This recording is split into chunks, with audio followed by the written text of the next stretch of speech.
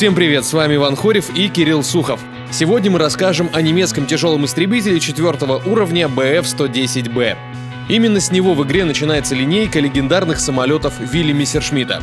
Предыдущая машина ветки Фокке-Вульф 57. Да, о преемственности развития, к сожалению, речи быть не может. Ни один из модулей, изучаемых на 57-м, не пригодится в прокачке первого тяжелого мессера.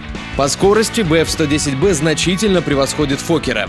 Единственный момент — стоковый двигатель не может обеспечить хорошей скороподъемности, поэтому DB601N нужно прокачивать в первую очередь. По огневой мощи даже в стоке 110-ка на голову превосходит своего младшего собрата, что уж говорить о топовой комплектации.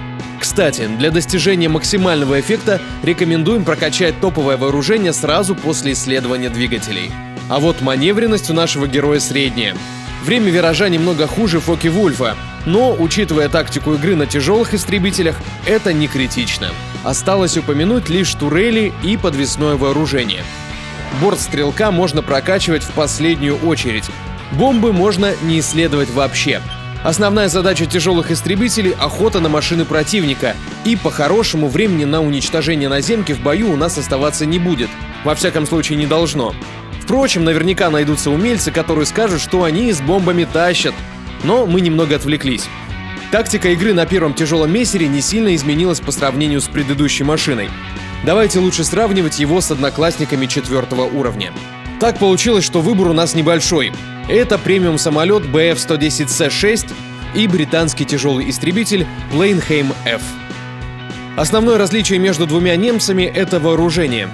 На нашей машине в качестве пушечного вооружения установлены две фюзеляжные двадцатки, а на 110C6 одна 30-мм пушка в подвесном контейнере. Она наносит больший урон, но менее комфортно в использовании. Наше вооружение более точное и дольше работает до перегрева, обеспечивая стабильный огневой поток. Во всем остальном 110C6 похож на нас в предтоповой конфигурации. Отличие от британца более концептуальное. Во-первых, это огневая мощь. Вооружение Бленхейма — это батарея мелкокалиберных пулеметов. В стоке их 5, а в топовой конфигурации 9. Таким образом, британец проигрывает как в среднем уроне в секунду, так и в оптимальной дистанции ведения огня. Кроме того, Бленхейм не такой скоростной, как немец.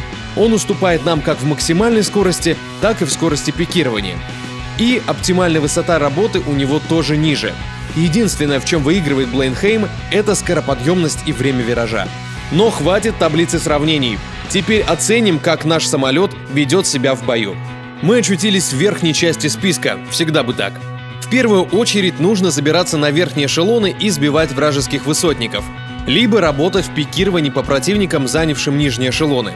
Главное помнить, что наше преимущество — это скорость и огневая мощь. Поэтому основные способы уничтожения — это стрельба на проходах и прием бум-зум. И никакого виражного боя. Забираемся на высоту в 2-3 километра и начинаем выискивать цель. Лучше всего держаться с группой союзных истребителей, чуть выше и позади от нее. Таким образом, мы убиваем двух зайцев.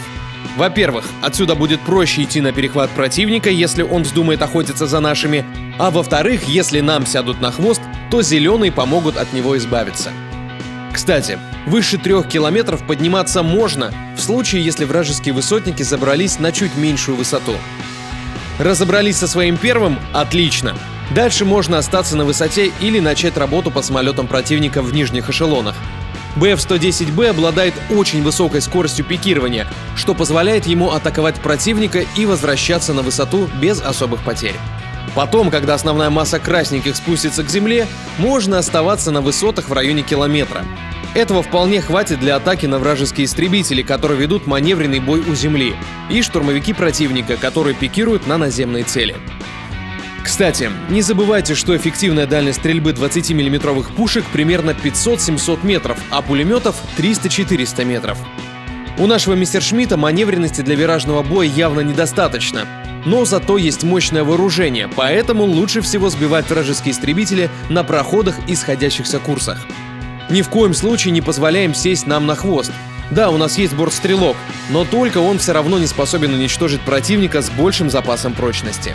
Если же истребители все-таки увязались за вами, от них можно оторваться либо в пике, либо на горизонтали с применением форсажа. Многие самолеты просто не способны угнаться за Bf-110B. Со штурмовиками и немецкими тяжелыми машинами того же уровня уже можно сражаться в маневренном бою. И это единственные цели, с которыми можно позволить такую роскошь. А вот с британскими тяжами это делать уже нельзя. Если вы атакуете противника на встречных курсах, следует помнить две вещи. У некоторых истребителей могут быть ракеты, а некоторые штурмовики имеют сравнимое либо превосходящее по мощности вооружение. Поэтому желательно атаковать не прямо в лоб, а под углом к курсу цели, находясь чуть выше и в стороне от противника. Примерно так и выглядит бой на БФ-110Б, когда он попадает в топ. Но что делать, если мы попадаем в нижнюю часть списка? Об этом мы сейчас и расскажем. В такого рода боях есть одна большая проблема. Большинство высотников 5 и 6 уровней могут с легкостью забраться выше нас. Поэтому забываем о дерзких вылазках в одиночку. Наша основная задача — поддержка союзников. В конце концов, огневая мощь и скорость у нас все-таки неплохие, даже в таком окружении. Прикрываем своих, добиваем уже поврежденных противников, не ввязываясь в общую свалку. Так мы сможем и выжить, и принести пользу команде. Что можно сказать, подводя итоги?